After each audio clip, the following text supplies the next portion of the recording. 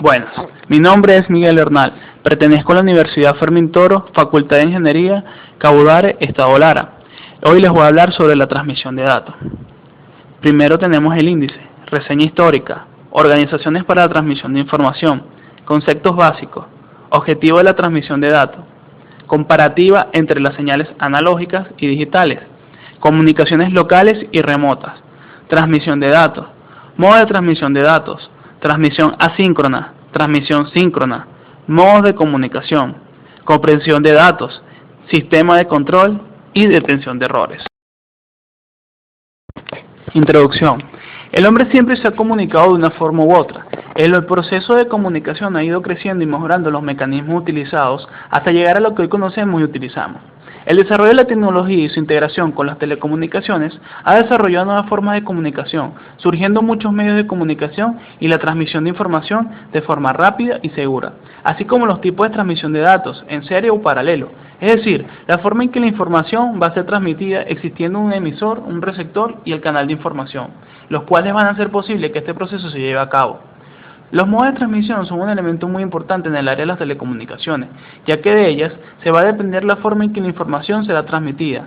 Para que ocurra esto, la transmisión de datos debe haber una línea de transmisión entre los dos equipos, también denominada canal de transmisión o canal.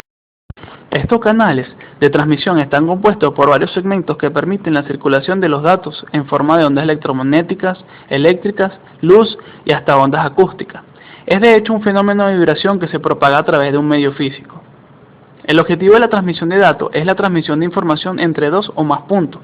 En definitiva, ese siempre ha sido el objetivo del hombre, desde siempre. A medida que la técnica ha avanzado, se ha podido desarrollar e implementar nuevas técnicas para mejorar las transmisiones, haciendo posible que éstas sean cada vez más efectivas y rápidas.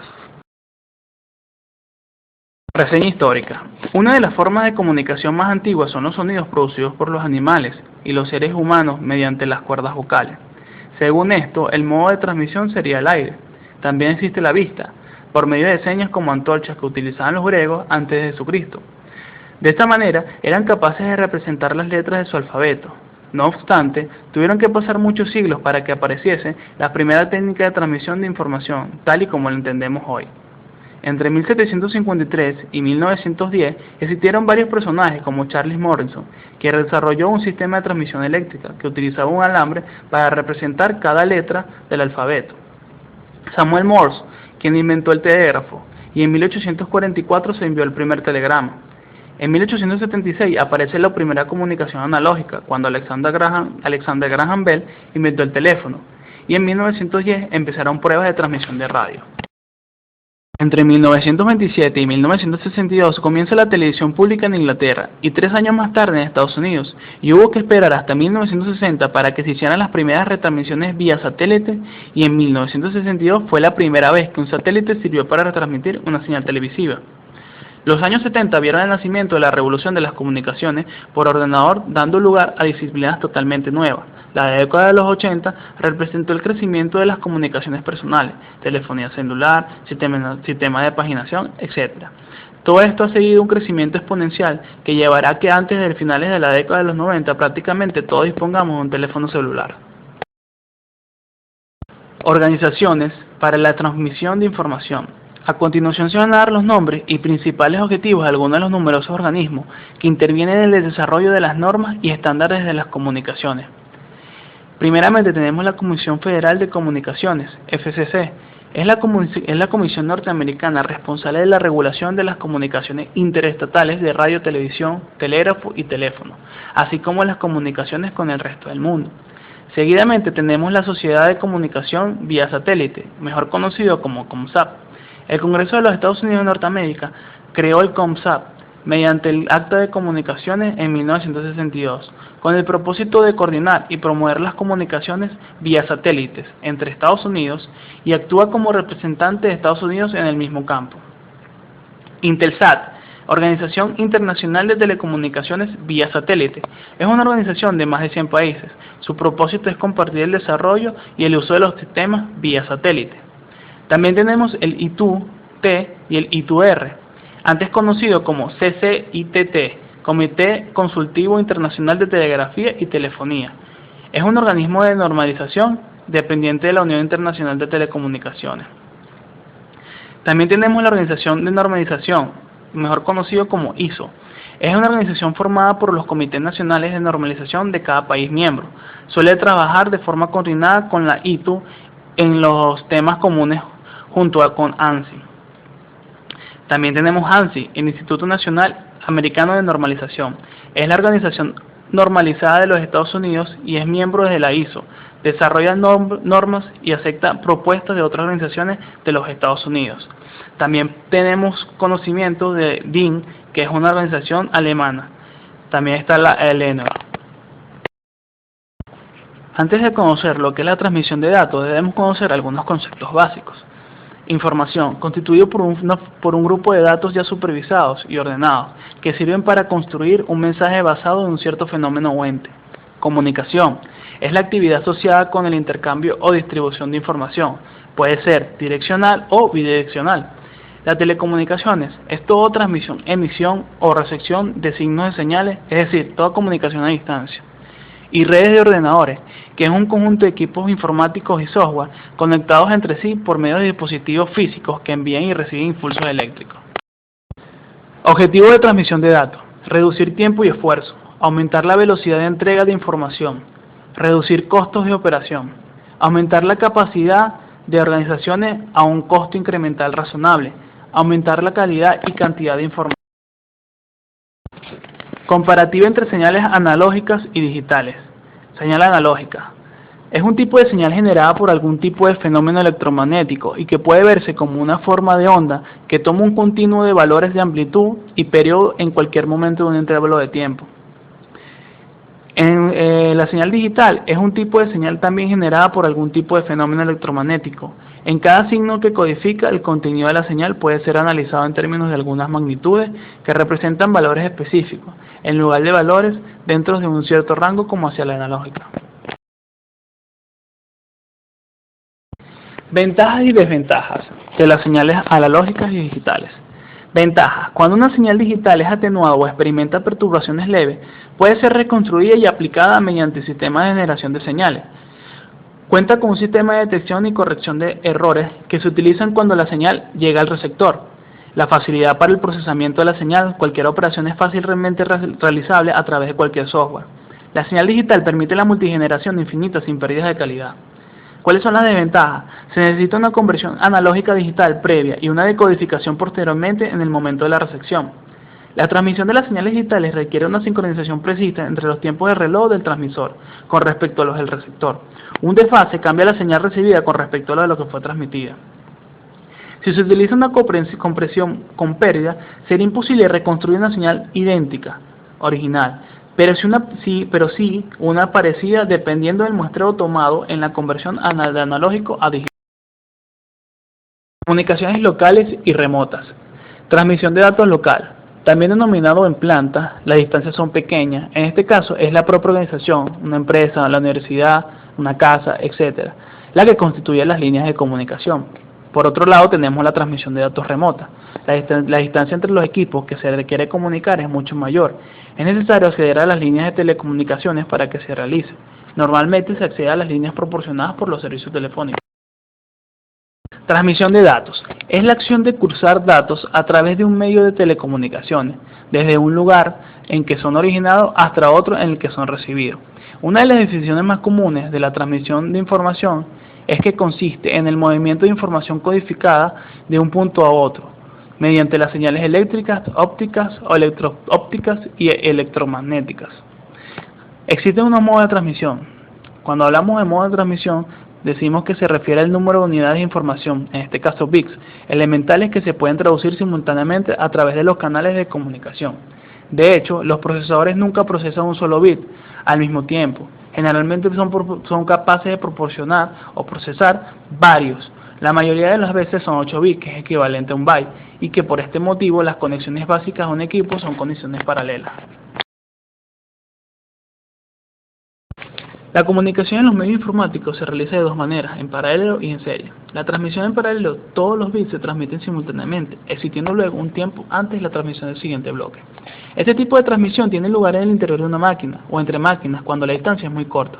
La principal ventaja de este modo de transmitir datos es la velocidad de transmisión y la mayor desventaja es el costo. También tenemos la transmisión en serie. En este caso, los números de bits que componen un mensaje se transmiten uno detrás de otro por la misma línea. A la salida de una máquina, los datos en paralelo se convierten los datos en serie. Los mismos se transmiten y luego en el receptor tiene lugar un proceso inverso, volviéndose a obtener los datos en paralelo. La secuencia de bits transmitido es por orden de peso creciente y en general el último bit es el bit de paridad. Dentro de la transmisión en serie existen dos formas, la transmisión asíncrona y la transmisión síncrona. La transmisión asíncrona es también conocida como start-stop. Requiere una señal que identifique el inicio del carácter y a la misma se le denomina bit de arranque. También se requiere de otra señal denominada señal de parada que identifica y la finalización del carácter o bloque.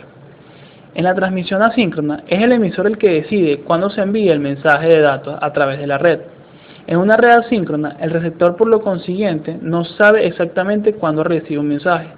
Por lo tanto, cada mensaje debe contener, aparte del mensaje en sí, una información sobre cuándo empieza el mensaje y cuándo termina, de manera que el receptor conocerá lo que tiene que decodificar. Generalmente cuando hay transmisión, una línea se encuentra en un nivel alto.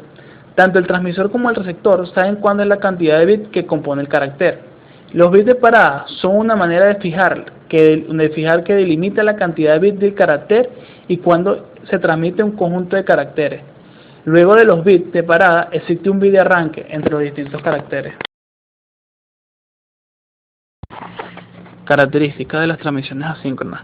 Los equipos terminales que funcionan en modo asíncrono se denominan también terminales en modo carácter. La transmisión asíncrona también se le denomina arrítmica o de start-stop. La transmisión asíncrona es usada en velocidades de modulación de hasta 1200 baudios. El rendimiento de usar un bit de arranque y 2 de parada es una señal que usa el código de 7 bits más 1 de paridad, o sea 8 bits sobre 11 transmitido, es del 72%. Ventajas y desventajas. En caso de errores se pierde siempre una cantidad pequeña de caracteres, pues estos se sincronizan y se transmiten de uno en uno. Existe un bajo rendimiento de transmisión, dada la proporción de bits útiles y de bits de sincronismo que hay que transmitir por cada carácter. Es un procedimiento que permite el uso de equipamiento más económico y de tecnología menos sofisticada. Se adecua más fácilmente en la aplicación, donde el flujo transmitido es más irregular. Son especialmente aptos cuando no se necesitan lograr altas velocidades. Transmisión síncrona. El transmisor y el receptor están sincronizados con el mismo reloj. El receptor recibe continuamente la información a la misma velocidad que el transmisor la envía.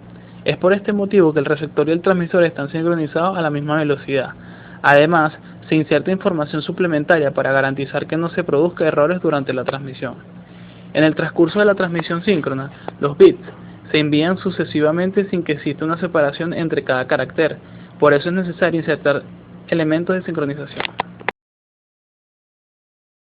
Características de transmisión síncrona. Los bloques a ser transmitidos tienen un tamaño que oscila entre 128 y 1024 bytes. La señal de sincronismo en el extremo fuente puede ser generada por el equipo terminal de datos o por el módem. El rendimiento de la transmisión síncrona, cuando se transmite bloques de 1024 bytes y se usa no más de 10 bytes de cabecera y terminación, supera el 99%. Ventajas y desventajas. Primero, posee un alto rendimiento en la transmisión. Segundo, los equipamientos necesarios son de tecnología más completa y de costos más altos. Tercero, son especialmente aptos para ser usados en transmisiones de alta velocidad, igual o mayores a 1200 baudios de velocidad de modulación. De cuarto, el flujo de datos es más regular. Modos de comunicación: simplex, semiduplex y full duplex. Simplex es siempre un emisor y el otro es siempre un receptor. Requiere un canal al menos unidireccional en todo su recorrido. Se utilizan alarmas, transmisiones militares, TV, etc. El semiduplex es una conexión en donde se puede transmitir y recibir datos por el mismo canal. Sin embargo, no se puede hacer de manera simultánea. Hay que esperar a que el otro termine de mandar los datos para que pueda empezar a transmitir. Full duplex. La información fluye en ambos sentidos de forma simultánea. Requiere de 4 hilos o 2 hilos con canales multiplexados, al igual que el anterior en una conexión en donde se puede transmitir y recibir datos, pero en esta sí se puede de manera simultánea. Los dos lados pueden transmitir y recibir datos al mismo tiempo. Compresión de datos. Es la reducción de volumen de datos tratables para representar una determinada información empleando una menor cantidad de espacio. Al acto de compresión de datos se denomina compresión y el contrario descompresión.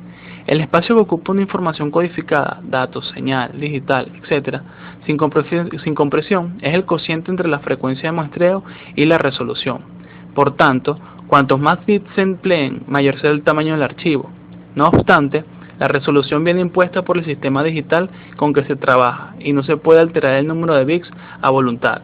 Por ello, se utiliza la compresión para transmitir la misma cantidad de información que ocuparía una gran resolución en un número inferior de bits. La compresión de datos se basa fundamentalmente en buscar repeticiones en serie de datos para después almacenar solo el dato junto al número de veces que se repite. En realidad el proceso es mucho más complejo, ya que raramente se consigue encontrar patrones de repetición tan exactos.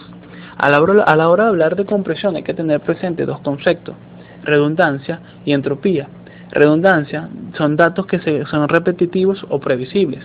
Entropía es la información nueva o esencial que se define como la diferencia entre la cantidad total de datos de un mensaje y su redundancia. La información que transmite los datos puede ser de tres tipos. Tenemos la redundante, la irrelevante y la básica. La redundante es la información repetitiva o previsible. La irrelevante es la información que no podemos apreciar, cuya eliminación, por tanto, no afecta el contenido del mensaje.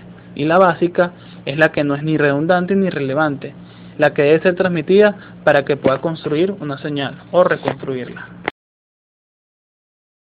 Teniendo en cuenta estos tres tipos de información, se establecen tres tipologías de compresión de la información: sin pérdidas reales, es decir, transmitiendo toda la entropía del mensaje, toda la información básica e irrelevante, pero eliminando la redundante. Tenemos la subjetivamente sin pérdida, es decir, además de eliminar la información redundante, se elimina también la irrelevante. Y la subjetivamente con pérdida, que se elimina cierta cantidad de información básica, por lo que el mensaje se reconstruirá con errores perceptibles pero tolerables. Diferencia entre compresión con pérdidas y sin pérdida. El objetivo de la compresión es de siempre de reducir el tamaño de la información, intentando que esta reducción de tamaño no afecte el contenido. No obstante, la reducción de datos puede afectar o no a la calidad de información. Tenemos la compresión sin pérdida, que son los datos antes y después de comprimirlos, que son exactamente la compresión sin pérdida. En el caso de la compresión sin pérdida, una mayor compresión solo implica más tiempo de proceso. Un algoritmo de compresión sin pérdidas puede eliminar datos para reducir aún más el tamaño, con lo que se debe reducir la calidad. Hay que tener en cuenta que una vez realizada la compresión no se puede obtener la señal original, aunque sí una aproximación cuya semejanza con la original dependerá del tipo de compresión. Esto lo utilizamos principalmente en la compresión de imágenes y videos. Sistema de control. Un aparato electrónico o dispositivo consiste en una combinación de componentes electrónicos organizados en circuitos, destinados a controlar y aprovechar las señales eléctricas. Un dispositivo de control es un aparato eléctrico o electrónico que sirve para transmitir órdenes de control a los aparatos que lo soporten. Los sistemas de control están formados por un conjunto de dispositivos de diversa naturaleza: mecánicos, eléctricos, electrónicos, neumáticos, hidráulicos, cuya finalidad es controlar el proceso de un funcionamiento bueno en la máquina. Existen dos tipos de sistemas de control. Tenemos el lazo abierto y tenemos el lazo cerrado. El lazo abierto, una señal de entrada, actúa sobre los elementos que controlan el funcionamiento de la máquina o proceso, y a la salida se obtiene la señal controlada. En este tipo de sistema de control, la señal de salida no tiene efecto sobre la acción del control. En la imagen podemos observar la entrada, la unidad de control, el actuador y la salida, que representa lo que es un lazo abierto. Por otra parte, tenemos el lazo cerrado. En este tipo de sistema, las señales de salida y de entrada están relacionadas mediante un bucle de realimentación a través de la cual la señal de salida influye sobre la entrada. De esta manera, la señal de salida tiene efecto sobre la acción de control. En estos sistemas existe un elemento denominado captador o sensor, que es capaz de detectar los cambios que se producen en la salida y llevar esa información al dispositivo de control, que puede actuar en consonancia con la información recibida para conseguir la señal de salida deseada. En la imagen podemos observar la señal de entrada con el comparador, el elemento de control, tenemos el proceso y la señal de salida. Abajo vemos el sensor. Detección de errores. Cuanto mayor es la trama que se transmite, mayor es la probabilidad de que contenga algún error. Para detectar errores se añade un código en función de los bits de la trama, de forma que este código señale si se ha cambiado algún bit en el camino. Este código debe ser conocido e interpretado tanto por el emisor como por el receptor. Comprobación de paridad. Se añade un bit de paridad al bloque de datos. Por ejemplo, si hay un número par de bits, 1, se le añade un bit 0 de paridad y si son impares se le añade un bit 1 de paridad. Pero puede ocurrir que el propio bit de paridad sea cambiado por el ruido o incluso que más de un bit de datos sea cambiado, con lo que el sistema de atención fallará. Comprobación de redundancia cíclica. Dado un bloque de números bits a transmitir, el emisor le sumará los bits necesarios para que n más k sea divisible, resto 0, por algún número conocido tanto por el emisor como por el receptor. Este proceso se puede hacer bien por software o bien por un circuito hardware, que es mucho más rápido. Control de errores. Se trata en este caso de detectar y corregir errores aparecidos en la transmisión. Puede haber dos tipos de errores: tramas perdidas y tramas dañadas. Las tramas perdidas es cuando una trama enviada no llega a su destino, y tramas dañadas cuando llega una trama con algún bit erróneo.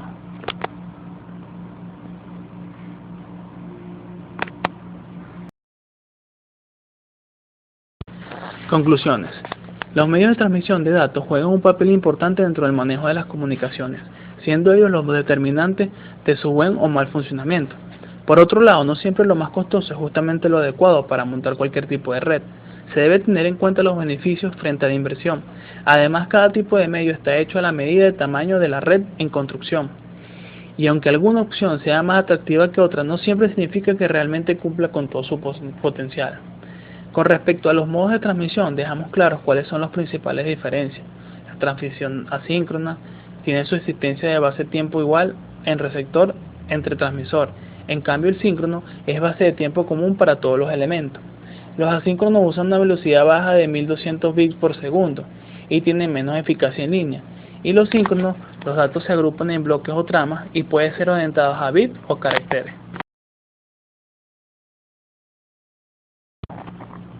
Por otra parte, con respecto a los sistemas de control, concluimos que es una interconexión de componentes que forman una configuración del sistema que proporciona una respuesta deseada.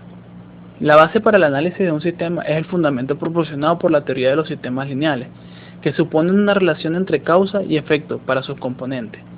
Un componente o proceso que vaya a ser controlado puede representarse bien mediante un bloque ya sea lazo abierto o lazo cerrado. En la actualidad, las redes de datos son una herramienta necesaria para cumplir con nuestros objetivos diarios. Existe casi una integración total entre las transmisiones de datos, audio y video, algo impensado hace 30 años. Por lo tanto, nunca va a dejar de evolucionar la tecnología, y el ser humano tampoco, haciendo esto la fusión perfecta para llegar a lo que nadie se imaginaba.